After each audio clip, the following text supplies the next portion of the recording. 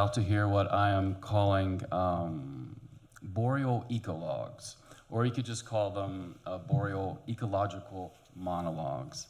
You can imagine them as embodied voices or presences. You're going to hear 6 voices.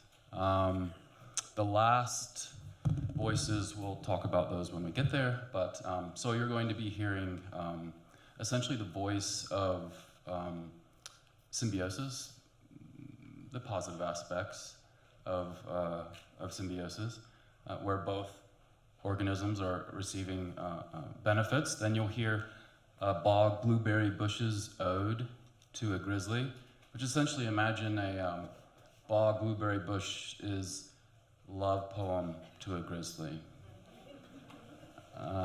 And then there will be a rather disgruntled Christmas spruce. We'll hear a little bit from them. And then foxtail barley, which is, you probably all know foxtail barley after these seeds become these little daggers that stick, right, in your socks and your pants.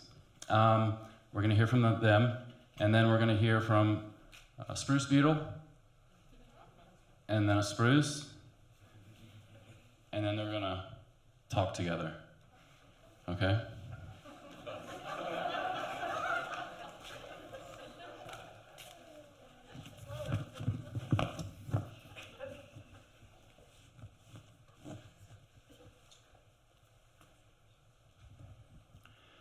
Symbio-Centric.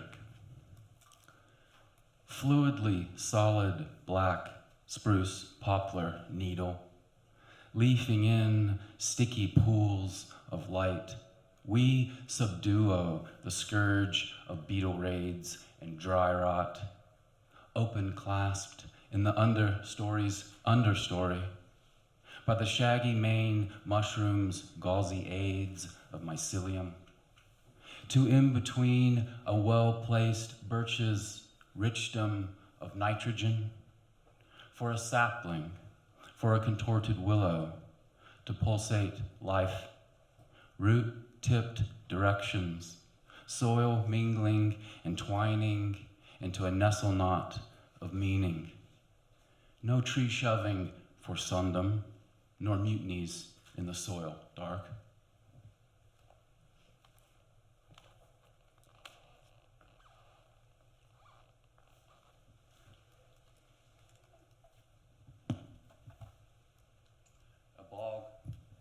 Bog Blueberry Bush's Ode to a Grizzly.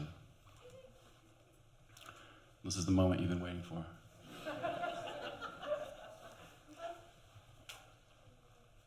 Currents mimic, membranes vibrate your dulcet regenerative sway. Through alarming necrotic leaves, in this terracotta tundra coalescence, our piths peak. Our seeds breeze need across your buds, microvilli. Your fleshy tongue translates our fleshy signs. In mossy squirrel sparkles of saliva, lightly you masticate for our future, you gentle ravisher. We blueberries begin, as you coax shells to soften our becoming.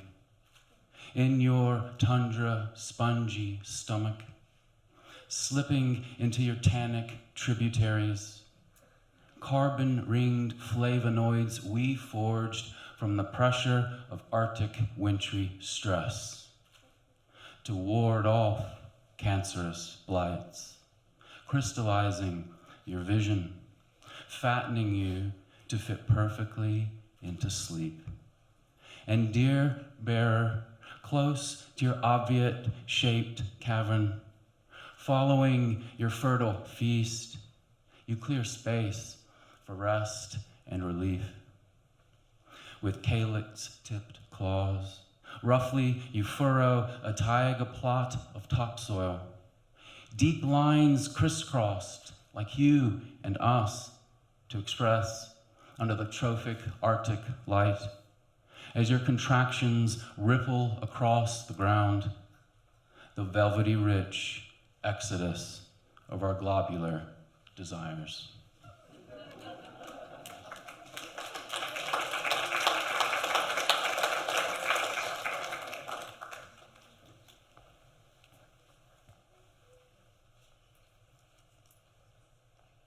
This is not a love poem. A Christmas spruce's anti-ode.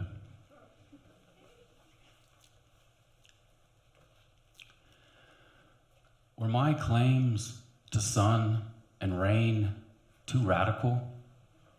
In the relations with my mycorrhizal wheeze, crusty fungus earth fan, milk cap oozy shrooms, too soiled and foreign for your frontierness, that you had to cut us from our communion with spruce grouse, red squirrel, birch, so that now tied up in these stilted bulbous vines, near the parasitic taunts of mistletoe seeds, I can stand, fashioned to your mammalian customs, cornered, gawked at, given little water, as needles tick away and my heart sap dries.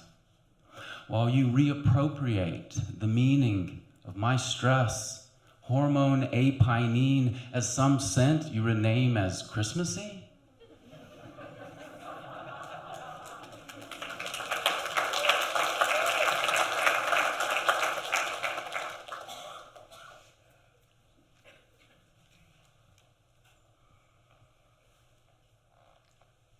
Curdle of the foxtail barley. I'll tell you what a curdle is. It's like a miniature sonnet for all of you sonnet people out there. Curdle of the foxtail barley. Above the Arctic Circle, where you say a miner's fantasy, a resource heaven, the shining future of Alaska, leave your evidence from all the spoils. A disarray of rusting metal filling fields, dead-end roads and trails to gutted tundra, impure topsoils, exhausted drill sites, clearings for garbage, ACCO trailers, and I'll be sure to grow and seed from lack of discretion, spreading over these lands as tidings of your disorder.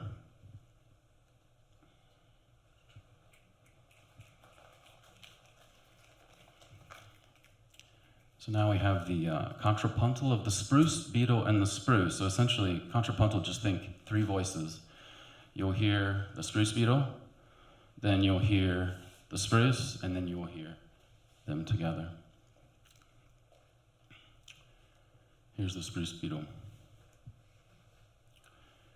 A trade systemized, evenly, shifted, wholly by windfalls, rainfalls, according to the scented demands of decomposition. Over and again we thrived, but now, in unity, under an enticing sun, we multiply our needs, gorge on your sugary stores, bore through lifelines, and demand your dying, all your living, to house galleries of our young.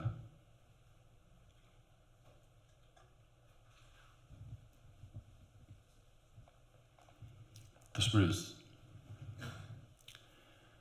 Evolved by a climate we, in cohabitation, existed, affected by cycling, regimes, and pheromonic wafting, as we turned upward.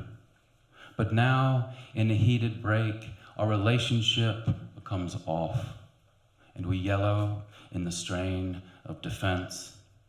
Our symbiote's right to preservation piles up like long, dry summers before the height of crown fires.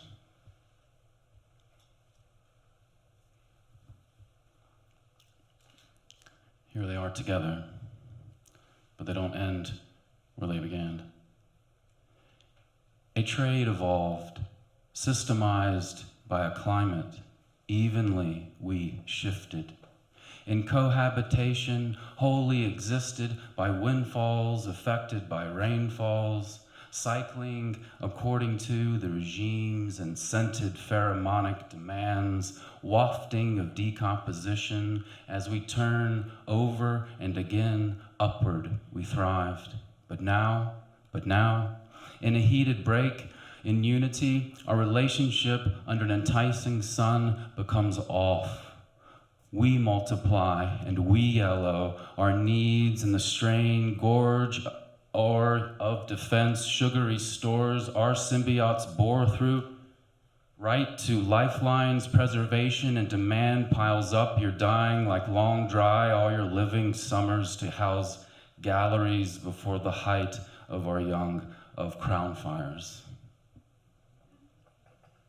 Thank you.